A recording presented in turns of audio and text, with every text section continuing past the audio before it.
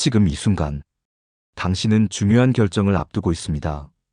이 선택을 잘못하면 남은 인생의 쉼터가 고통의 공간이 될 수도 있습니다. 노년의 집, 그저 비 내리면 비 피할 곳, 잠잘 수 있는 방 몇 개를 떠올리신 건 아닌가요? 하지만 그 집이 당신의 마음을 상하게 하고 몸을 아프게 하고 외롭게 만든다면 그건 집이 아닙니다. 그건 인생의 마지막을 갉아먹는 조용한 함정입니다. 노후에 어떤 집에서 살아야 할까? 이 질문은 단순한 부동산 선택이 아닙니다.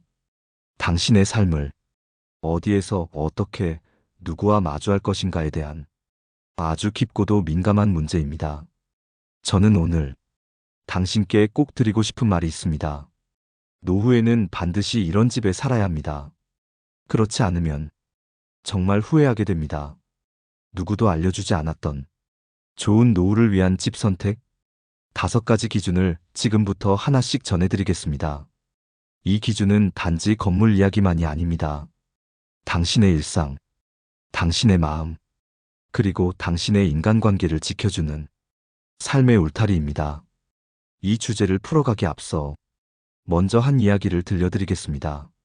서울 구로구의 오래된 아파트, 그곳에 혼자 살고 있는 69의 박 여사님은 스스로를 고립된 사람이라 말합니다. 남편이 세상을 떠난 지 3년, 딸은 결혼해 멀리 이사를 갔고 이웃과의 왕래도 거의 없습니다. 처음엔 익숙한 집이라 위로가 되었지만 세월이 흐르며 엘리베이터 고장은 잦아지고 시장 가는 길은 점점 멀게 느껴졌습니다. 밤이 되면 복도는 어둡고 낯선 소리에 쉽게 놀라게 되었죠. 누군가 현관 앞에만 서 있어도 심장이 덜컥 내려앉습니다. 그녀는 말했습니다. 사는 곳이 점점 무섭게 느껴져요. 이곳에 혼자 있다는 게 두려워요. 집이 편안해야 합니다. 집이 안심이 되어야 합니다. 집이 외로움보다 따뜻함을 줘야 합니다. 그것이 노후의 집입니다. 그렇다면 어떤 집이 당신을 지켜줄 수 있을까요? 우리가 흔히 놓치는, 그러나 절대 놓쳐서는 안 될 5가지 기준을 오늘 이야기로 풀어드리겠습니다. 이 방송이 끝날 즈음 당신은 분명 내가 어떤 집에 살아야 하는지 그 답을 가슴 깊이 새기게 될 것입니다. 프랑스 철학자 루소는 말했습니다. 삶의 가장 고요한 위로는 내가 돌아갈 집이 있다는 사실이다. 그 집이 당신에게 고통이 아니라 평안이길 바랍니다. 이제 첫 번째 기준부터 천천히 짚어보겠습니다. 노후에 반드시 갖춰야 할 첫 번째 집의 조건은 움직임이 편한 집입니다. 말은 간단하지만 이 조건 하나로 노년의 삶이 천국이 될 수도 지옥이 될 수도 있습니다. 나이가 들면 계단 하나도 산처럼 느껴지고 문턱 하나에 걸려 큰 사고로 이어질 수 있습니다. 문 손잡이 높이, 욕실의 미끄러움, 주방과 거실 사이의 거리, 이 모든 것이 노년의 일상에 큰 영향을 끼칩니다. 서울 은평구에 사는 73 김노인은 40년 넘게 산 단독주택을 떠나 최근 복지주택으로 이사했습니다. 그는 처음엔 그 집을 떠나는 것이 너무 힘들었다고 말했습니다. 아이 키우던 추억이 깃들어 있고 아내와 마지막으로 나눈 인사도 그 집에서였으니까요. 하지만 몇 년 전 화장실에서 넘어져 골반뼈를 크게 다친 뒤 혼자 있는 시간이 공포로 변했다고 했습니다. 그 사고 이후 하루에도 몇 번씩 자신에게 물었다고 합니다. 나는 왜 아직도 이 집에 있을까? 왜 나를 아프게 하는 공간에 나를 가두고 있는 걸까? 그렇게 고민하던 그는 은평구청이 운영하는 복지주택을 알게 되었고, 비록 낯설고 작았지만 엘리베이터가 있고 모든 구조가 노인을 배려한 집이라는 점에 용기를 내기로 했습니다. 지금 그는 말합니다. 불편했던 건 집이 아니라 내가 지나간 시간을 정리하지 못했던 마음이었어요. 새 집에 와서 처음 느꼈어요. 아, 내가 이제 안심하고 살아도 되는구나. 그의 이야기는 우리에게 중요한 질문을 던집니다. 당신의 집은 당신을 편하게 해주고 있습니까? 아니면 지금도 걸을 때마다 움직일 때마다 작은 위험을 감수하게 하고 있나요? 단지 익숙하다는 이유로 그 집에 머물러 있진 않나요? 노후에는 계단보다 엘리베이터가 필요하고 넓은 공간보다 움직임을 아끼는 구조가 중요합니다. 아침에 눈 떴을 때 화장실까지 안전하게 갈 수 있어야 하고 무거운 장을 보고 돌아올 때 문 앞까지 쉽게 들어올 수 있어야 합니다. 집은 추억의 무게로 머무는 곳이 아니라 앞으로의 삶을 위한 준비 공간입니다. 이런 구조적 배려는 단지 편리함을 넘어서 존엄을 지켜주는 역할을 합니다. 불교 경전 법구경에는 이런 구절이 있습니다. 편안한 곳에서 평화로운 생각이 피어난다. 불편한 공간은 생각조차 움츠리게 만들고 두려움은 마음을 마르게 합니다. 지금 살아가는 공간이 당신을 지치게 만들고 있다면 그건 절대 그냥 넘겨선 안 되는 문제입니다. 당신의 몸을 알고 당신의 걸음을 배려해주는 집. 그것이 노년의 첫 번째 좋은 집입니다. 다음은 두 번째 조건입니다. 이 조건은 삶의 온도와 마음의 방향을 결정짓습니다. 바로 사람 소리가 들리는 집입니다. 두 번째 집의 조건은 사람 소리가 들리는 집입니다. 이 말이 처음엔 조금 모호하게 들릴지도 모릅니다. 하지만 이 조건은 노년의 외로움을 막아주는 가장 강력한 보호막입니다. 사람은 누구나 조용한 걸 좋아한다고 말하지만 사실은 사람 소리 없는 조용함이 아니라 안심되는 소리가 있는 평온을 원합니다. 특히 노년에는 소리가 곧 생명입니다. 누군가 말하는 소리, 아이들이 웃는 소리, 복도에서 이웃의 발자국 소리, 이 모든 것이 내가 세상과 연결되어 있다는 가장 직접적인 증거입니다. 경기도 의정부에 사는 67의 유녀사는 남편과 사별한 뒤 조용한 교회 단독주택으로 이사했습니다. 자연도 아름답고 공기도 맑았지만 그녀는 2달도 안 돼 그 집에서 나올 결심을 했습니다. 너무 조용해서 오히려 무서웠어요. 바람 부는 소리도 사람 울음처럼 들리고 밤엔 그냥 눈을 감고 버텨야 했어요. 그녀는 다시 도심의 아파트로 돌아왔습니다. 엘리베이터에서 웃으며 인사하는 이웃이 있고 관리실에서 안내방송이 들리고 가끔 위층에서 들리는 쿵하는 소리조차 이젠 위로처럼 느껴진다고 말합니다. 사람이 사는 곳엔 사람 소리가 있어야 합니다. 노년의 집은 단지 조용한 공간이 아니라 삶이 흐르는 곳이어야 합니다. 혼자 밥 먹는 소리만 들리는 집이 아니라 내 목소리가 누군가에게 닿을 수 있는 집, 내 하루가 이웃의 하루와 스치듯 연결되는 집, 그런 공간이어야 합니다. 물론 도시의 소음이 싫고 혼자의 시간을 더 좋아하는 분도 계시겠죠. 하지만 소음과 고요의 차이, 고립과 혼자의 차이는 큽니다. 고립은 소리 없는 단절이고 혼자는 선택 가능한 자유입니다.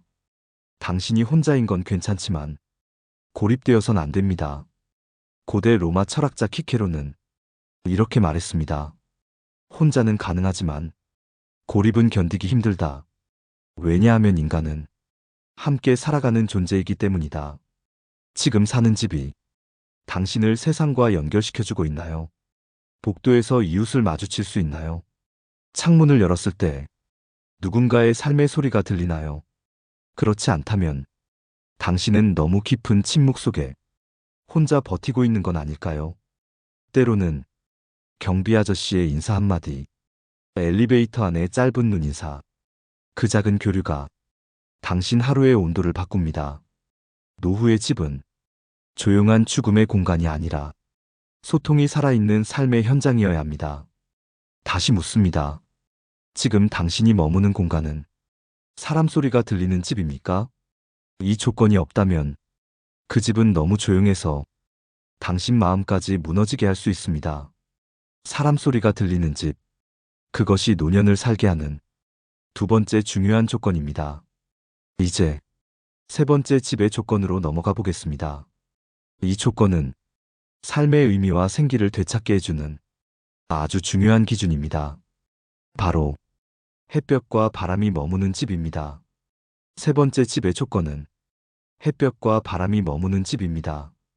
아침 햇살이 스며드는 창가, 바람이 지나며 커튼이 부드럽게 흔들리는 거실. 그런 집에서 시작하는 하루는 그 자체로 위로가 됩니다. 노년에는 몸도 마음도 따뜻해야 합니다. 그런데 그 따뜻함은 누군가가 만들어주는 것이 아니라 공간에서 시작됩니다. 사계절 내내 햇볕 한 줄기 들지 않는 집, 창문을 열어도 습기와 냉기만 감도는 집, 그런 곳에 오래 머무르면 사람은 조금씩 무너집니다. 서울 강서구에 사는 72의 정씨 할아버지는 15년 넘게 반지하에 살았습니다.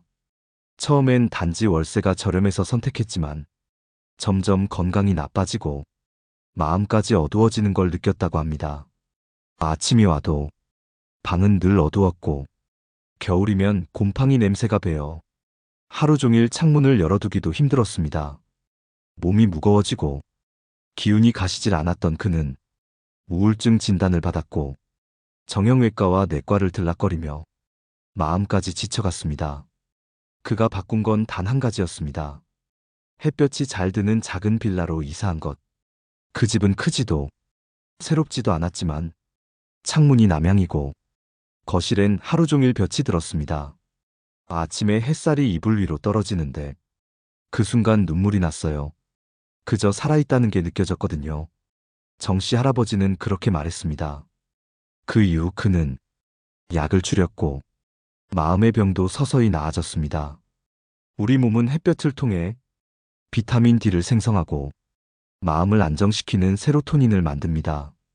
바람은 방 안의 탁한 기운을 밀어내고 새로운 공기를 채워줍니다.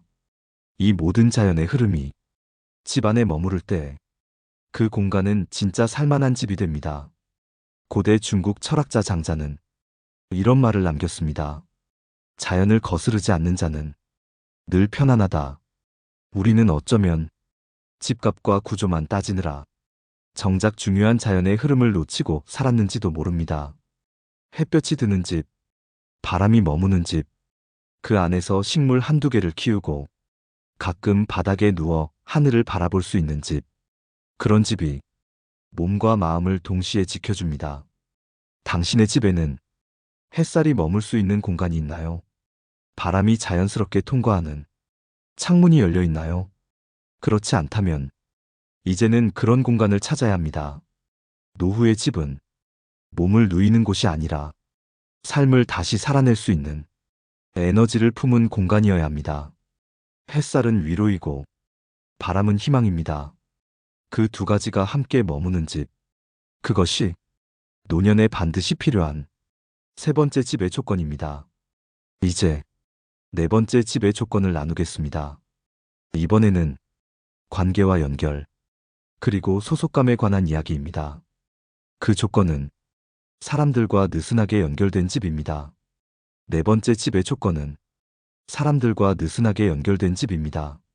이 조건은 노년의 외로움을 예방하고 삶의 소속감을 유지해주는 가장 현실적이고도 따뜻한 기준입니다. 우리는 흔히 연결이라 하면 가족과의 끈끈한 관계나 친구와의 깊은 우정을 떠올리지만 사실 노년에는 그보다 훨씬 중요한 것이 있습니다. 바로 느슨하지만 지속적인 연결입니다. 매일같이 연락하는 사이는 아니지만 가끔 마주치면 반가운 사람, 말을 많이 하지는 않지만 내 이름을 불러주는 이웃, 이런 존재들이 노년의 일상에서 의외로 큰 위안이 됩니다. 서울 동작구에 사는 68배 강여사는 오랜 세월 살던 아파트를 떠나 공공임대 아파트로 이사했습니다. 처음엔 낯선 사람들이 다 불편하고 부담스럽기만 했지만 며칠 지나지 않아 같은 복도에 사는 할머니가 김을 나눠주며 말을 걸었고 그게 시작이 되어 하루에 한 번씩은 누군가와 인사를 나누게 되었다고 합니다. 강 여사는 말합니다. 이웃이랑 무슨 깊은 대화를 나누는 것도 아니에요. 그냥 오늘 날씨 좋다. 오늘은 뭐 해 먹을 거냐? 그 한마디가 참 사람 살게 해요. 혼자서 밥 먹는 것도, 혼자서 약 챙겨 먹는 것도 누가 옆에 있느냐에 따라 느낌이 전혀 달라집니다. 그리고 그런 연결은 절대 우연히 생기지 않습니다. 집의 구조가 만들어냅니다. 중정을 중심으로 이웃이 모일 수 있게 만든 커뮤니티 공간이 있는 단지, 산책로에서 자주 마주치는 사람들이 있는 아파트, 노인복지관이나 경로당이 가까운 동네. 이런 환경이 느슨하지만 따뜻한 연결을 자연스럽게 만들어줍니다. 그리고 그런 연결은 당신이 아프거나 힘들 때 가장 먼저 반응해줄 소중한 사회적 안전망이 되어줍니다. 정붙일 데가 없다는 게 제일 서러운 일이에요. 이건 수많은 어르신들의 공통된 고백입니다. 노년의 집은 고립된 섬이 되어선 안 됩니다. 누군가를 우연히 마주칠 수 있는 곳, 그 한마디 인사가 오가는 곳, 그런 곳이 바로 사람이 다시 살아나는 공간입니다. 고대 중국의 유학자 맹자는 사람의 도리를 말하며 이웃과의 관계를 강조했습니다. 서로 돕는 삶이 곧 도덕이고 그 시작은 이웃이다. 지금 당신의 집은 이웃과 눈을 마주칠 수 있는 구조입니까? 한마디 말을 나눌 수 있는 여유가 있습니까? 이웃이 문을 두드릴 수 없는 구조라면 당신의 노후는 문을 걸어 잠근 인생이 될 수도 있습니다. 느슨하지만 지속적인 연결. 그것이 노년의 집이 갖춰야 할 네 번째 기준입니다. 이제 마지막, 다섯 번째 집의 조건을 말씀드리겠습니다. 이 조건은 지금껏 말한 모든 기준을 지속 가능하게 만드는 핵심입니다. 그것은 유지 가능한 비용으로 살아갈 수 있는 집입니다. 다섯 번째 집의 조건은 유지 가능한 비용으로 살아갈 수 있는 집입니다. 아무리 구조가 좋고 햇볕이 잘 들며 사람과 연결된 곳이라 해도 그 집을 유지할 수 없다면 그건 결국 짐이 됩니다. 노후에 가장 두려운 건 돈 때문에 밀려나는 삶입니다. 고정 수입은 줄고 건강이 나빠지면서 지출은 점점 늘어나는데 집세나 관리비, 의외의 수리비가 부담이 된다면 그 집은 안식처가 아니라 매일의 불안을 심어주는 공간이 됩니다. 인천 부평구에 사는 69의 정씨 부부는 30년간 살던 전셋집을 비우고 보증금 일부로 오래된 아파트를 매입했습니다. 처음엔 이젠 우리 집이 생겼다 하며 기뻐했지만 곧 문제가 생기기 시작했습니다. 엘리베이터는 자주 고장났고 벽에 곰팡이가 피어 곧 전체 방수 공사를 해야 했습니다.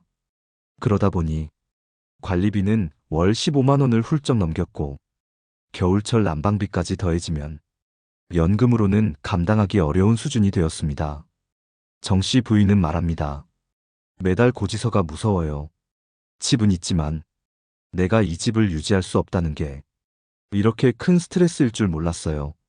이 말은 많은 노년 세대의 공통된 현실이기도 합니다.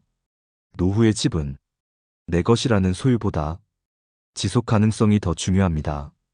임대든 자가든 내가 지금의 수입으로 평온하게 유지할 수 있는 곳인지, 그게 집 선택의 기준이 되어야 합니다. 또한 집의 유지 비용엔 단순한 금액뿐 아니라 관리의 수고도 포함됩니다. 매번 고장나는 보일러, 수시로 손봐야 하는 배관, 혼자서 처리해야 하는 집안일들, 이런 것들이 하루하루의 에너지를 갉아먹습니다.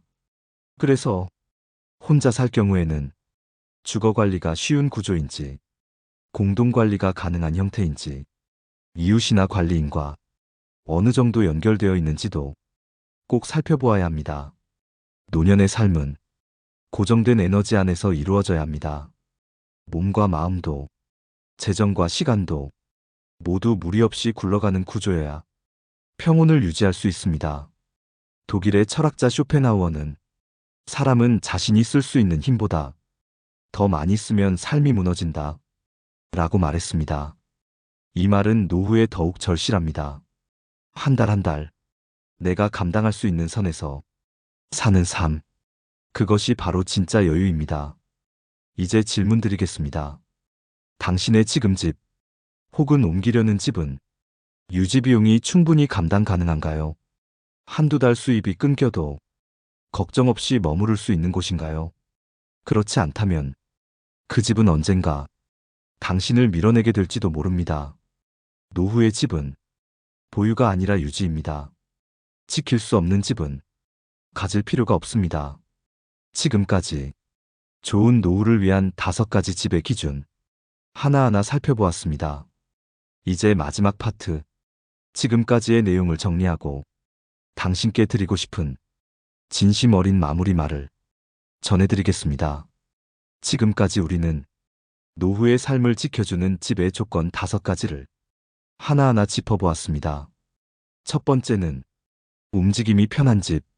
나이가 들수록 계단 하나, 문턱 하나가 큰 사고의 시작이 될 수 있습니다. 몸이 편해야 마음도 평안해질 수 있습니다. 두 번째는 사람 소리가 들리는 집. 고요한 공간이 아니라 사람이 사는 온기가 느껴지는 곳. 누군가의 발자국 소리, 아이들의 웃음, 이웃의 목소리가 노년의 외로움을 막아주는 벽이 됩니다. 세 번째는 햇볕과 바람이 머무는 집. 어두운 방에서 하루를 시작하면 몸도 마음도 가라앉습니다. 하지만 창을 통해 스며드는 빛과 바람은 하루의 감정을 바꾸는 자연의 위로입니다. 네 번째는 사람들과 느슨하게 연결된 집. 깊은 관계가 아니어도 좋습니다. 가끔 인사를 나누는 이웃, 우연히 마주치는 사람, 그 존재만으로도 우리는 고립되지 않을 수 있습니다. 다섯 번째는 유지 가능한 비용의 집. 집이 있느냐보다 지킬 수 있느냐가 중요합니다. 과한 유지비와 수리비는 오히려 삶의 무게가 됩니다. 내가 감당할 수 있는 선에서 조용히 오래 머무를 수 있는 곳. 그것이 가장 현명한 선택입니다. 이 5가지 기준은 돈보다 마음을 위한 조건이고 화려함보다 생존과 존엄을 위한 기준입니다. 지금 이 순간 당신이 어떤 집에 사는지가 중요한 게 아니라 앞으로 어떤 기준으로 삶을 지켜갈 것인가가 중요합니다. 집은 단지 벽과 천장이 아닙니다. 그곳에서 흐르는 공기, 머무는 시선, 만나는 사람, 모든 것이 당신의 노후를 결정합니다. 노후는 생각보다 깁니다. 10년, 20년, 심지어 30년 이상을 살아야 할 수도 있습니다. 그 시간을 어떤 공간에서 보낼지는 결코 가벼운 문제가 아닙니다. 이 방송이 당신의 집을 다시 돌아보는 계기가 되었다면 그걸로 저는 충분히 기쁩니다. 지금 사는 집에 대해 조금 다른 눈으로 다시 한번 생각해 보셨다면 그게 바로 변화의 시작입니다.